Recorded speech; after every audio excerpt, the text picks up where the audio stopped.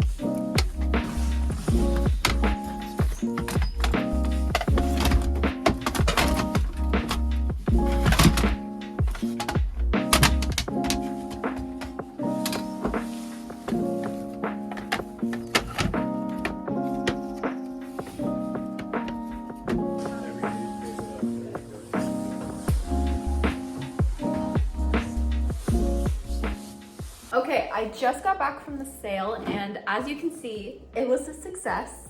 So I figured I'd real quick go through some of the things that I got, and I have some things for a new sewing project I may or may not try to start today.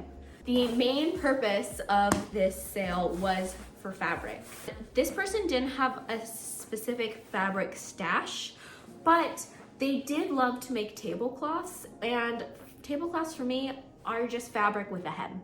These are all fairly small tablecloths. I'd say they're all about 1 yard. They were probably made for something very specific, but that's a solid yard of fabric that I can use for different projects. So I have a couple different options here that I got. All of these were like $1, so obviously a great steal. I love $1 a yard. This is this red check here. I have some strawberries, this kind of cool patchwork. I found another strawberry. This one looks like newspaper ads. This one has duck stamps all over it. This one's an actual tablecloth and it just has some blue gingham on it. This one I think is actually 2 yards and it's a very, very lightweight denim. And finally, as I was going through the closet, there were some hand embroidered or hand cross-stitched towels and other tablecloths. A lot of them had stains and I could see it just right off the bat that it was going to be hard to get some of the stains out. So I only picked up 2 pieces, but I think they're really cool. This one is a chicken, which it has some applique details on it and it's fairly big. It's in the corner of this tablecloth, which is about 1 yard by 1 yard, I would say. This cute little chicken is just hanging out in the corner, so I have some ideas for this.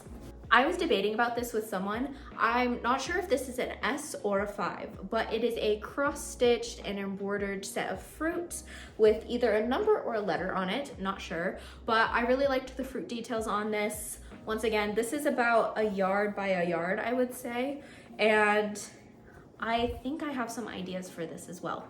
The biggest purchase for today was definitely this wicker basket.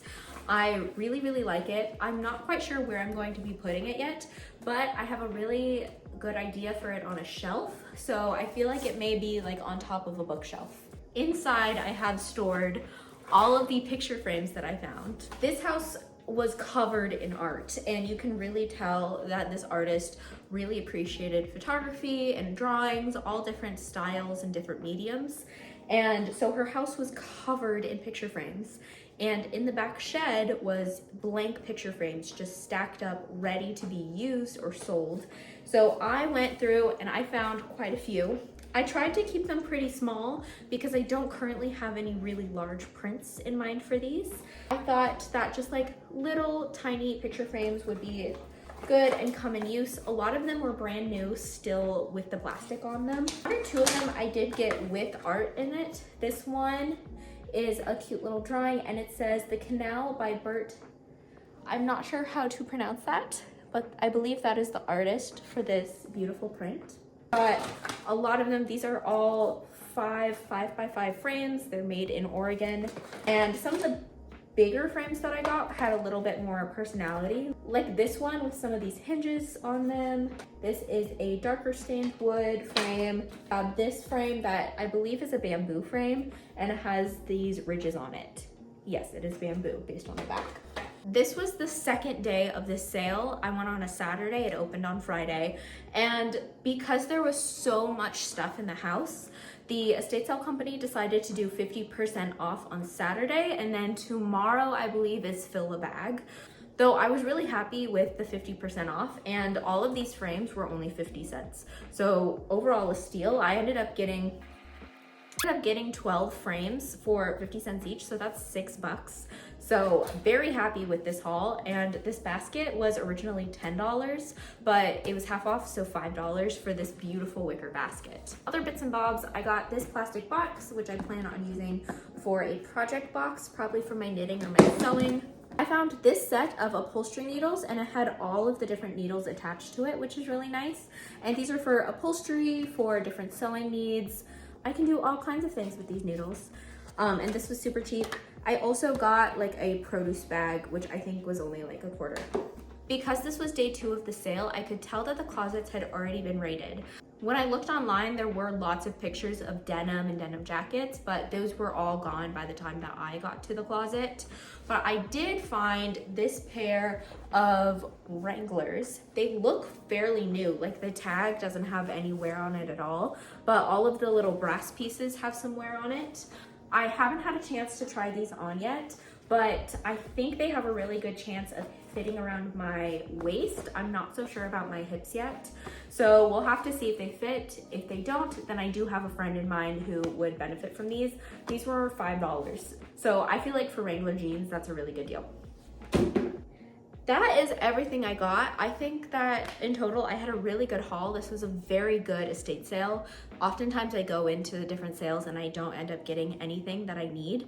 But here I felt like I got a lot of really cool pieces that I wouldn't necessarily be able to find in a store, or I was able to get them for a really good discount. In all, I think I spent like $28 is what the lady said. I didn't get a receipt. But for me, all of that fabric plus the basket plus the jeans plus the other details that I got was definitely worth $28. It was also just a really cool house. I am a nosy person, so I like going inside people's houses and seeing how they decorated them. And especially this person's house with the baskets and the quilts on the ceiling and all of the art. It really just like gives me a level of whimsy to aspire to. And someday I hope to have a home that looks exactly like that.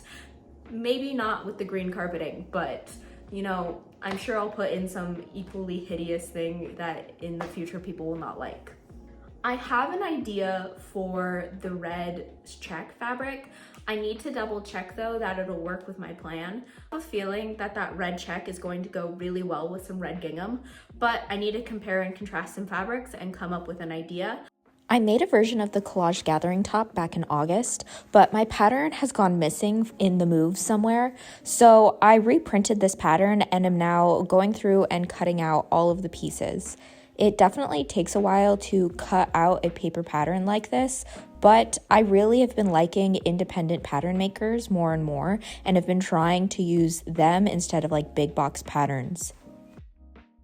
It is now far too late. I spent a lot of time cutting out all of these pattern pieces.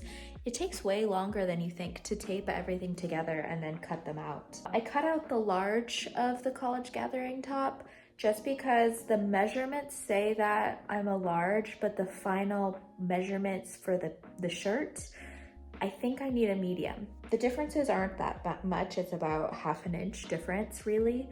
And so I'm going to cut everything as the large and then size down as needed. I also always forget how much paper waste and recycling it takes.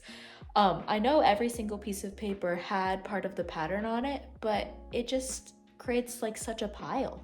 I don't often do printout patterns, but whenever I do, I really like them, but they're just slightly more work than I'm used to. So I went through and I really liked that red fabric originally, but there wasn't enough for a full top. I know the collage gathering top is meant to be used with like scrap fabric, mixing patterns, really an eclectic look, but that red fabric, I think, really needs specific things paired with it, and I just don't have it in my stash right now, so I'm going to set that aside and use that for another project. While I was kind of going through my fabric, I decided to take a look at my closet, and I found like a hole in my wardrobe, which was I have lots of patterns, but I'm lacking in solid colored tops. I've been rotating through a lot of the same things. So I think for this, I really want to make it out of the lightweight denim that I found at that estate sale. I have a decent amount of this. I have about 2 yards of this. And if I can squeeze it out, I want to make the long sleeve version of the college gathering top. But I laid out the pattern pieces and it's a really tight fit. The thing is though, this was a tablecloth. And so there's a hem around it. And I discovered that when I unpicked the seam, I got solidly like 2 inches back, which is a lot, especially when you're like squeezing out every inch of fabric that you can. So right now I'm just going through and seam ripping all of the hem out of this tablecloth. Still need to wash it too. I always make sure to wash fabric that I get from estate sales. Even though it could be like the cleanest house, I just don't know where it's been. I don't know if it's been pre-washed or not. I don't know if the detergent will irritate my skin. So I'm gonna pre-wash it before I actually start cutting out any of the pieces. Fingers crossed I have enough to do the long sleeve version of this top, though the short sleeve version is what I originally was setting out to do. So it'll be fine if I don't end up doing the long sleeve. Really happy that I went through and unpicked all of that hem. The 4 inches all around really made laying out this pattern a lot easier. You wouldn't think that 4 inches would make that big of a difference, but when you're squeezing out every inch of fabric, it really does. One thing I wanted to note is that I did actually change my mind and ended up adjusting all of the pattern pieces to be the medium size of this pattern. This is important to note since I do end up making adjustments later on that I think are important for if you are considering making a version of this pattern.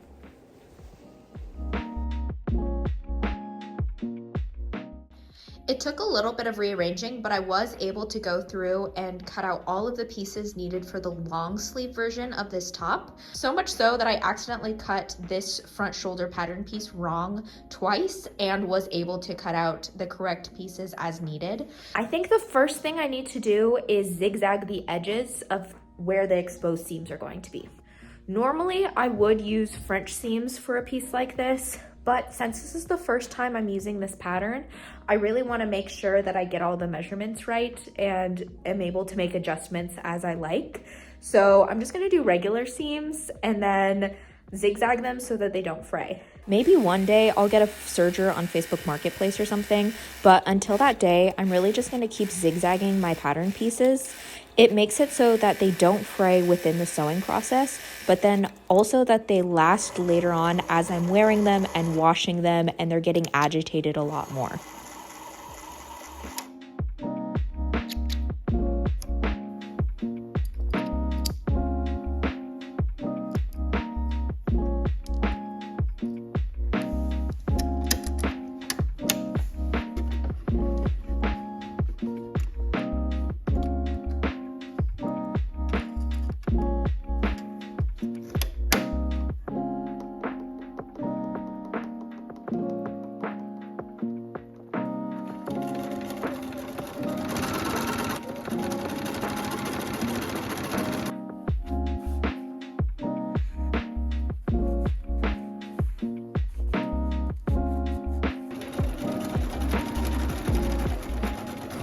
So I currently have it pinned right now with its 1/2 inch seam allowance at the side and the shoulders. It's a little baggy, it's given a little potato sack right now. I feel like the main culprit is how wide this front panel is. I was really worried about sizing down to the size medium and was worried that it was going to be too small.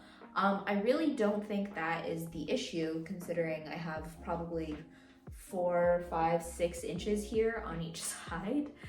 With the front being the main culprit, I'm really hoping that if I bring this side seam in, that it will be a lot cuter and fit a lot better.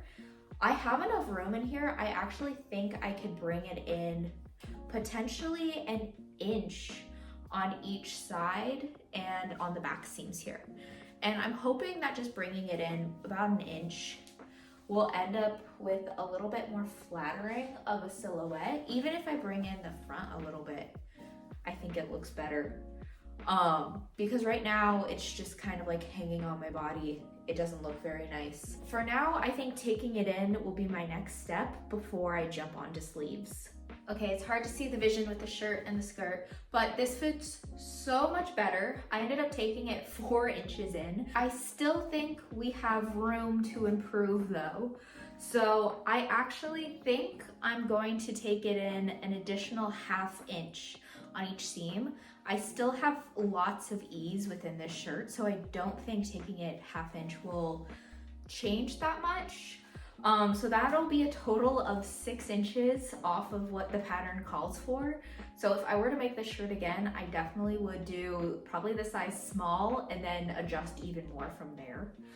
I put in permanent seams for the sides because I knew that those were going to stay the same no matter what, since I liked the armpit fit. But I still have pins for the shoulders right now. That way I can easily take it apart and adjust these seams. So I'm gonna do more stitching. And next time I'm back, I should have all of this fit like I want and these shoulder seams all done.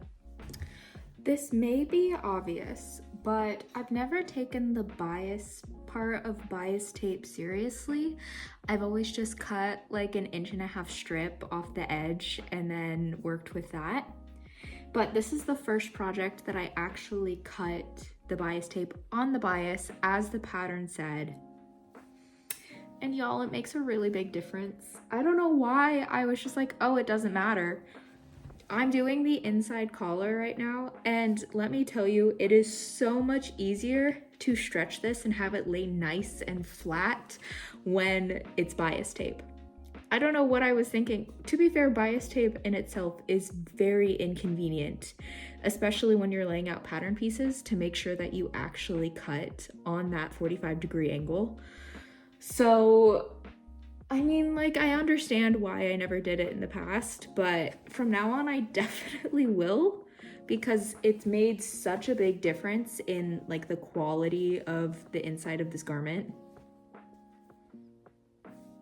I hate when you follow the directions and the directions are correct.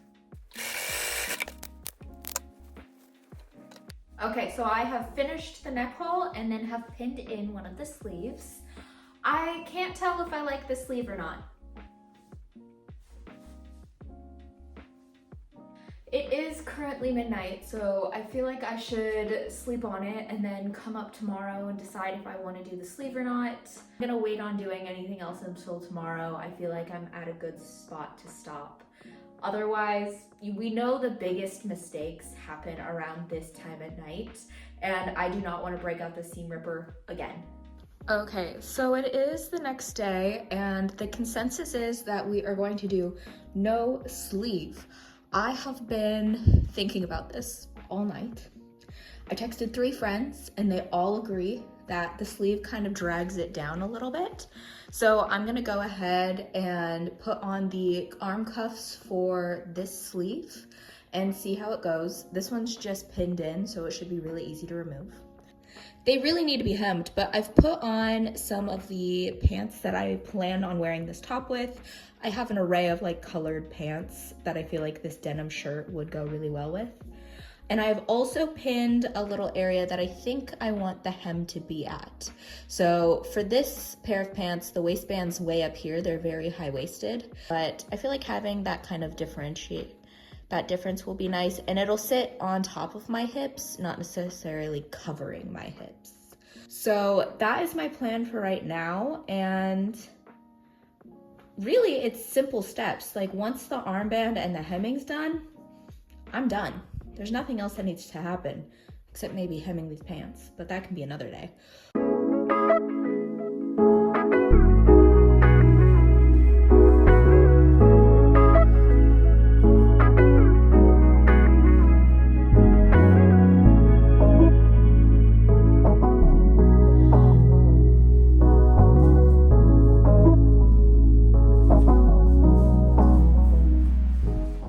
Well, I definitely consider this shirt a success.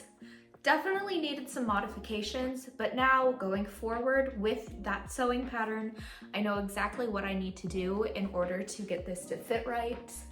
It still is really baggy. I honestly could take it in a little bit more if I wanted to, but I feel like this right now is the perfect, like oversized for my body type. I just felt like when it was really baggy with the size medium that I had originally, it just wasn't flattering. It was very potato sack-like on my body. And for me, having it cinched in a lot, like I think I took 6 inches off of this, just makes it so it fits me better. If I were to make this top again, I would, from the start, make those adjustments. I would also bring in the neck hole a little bit.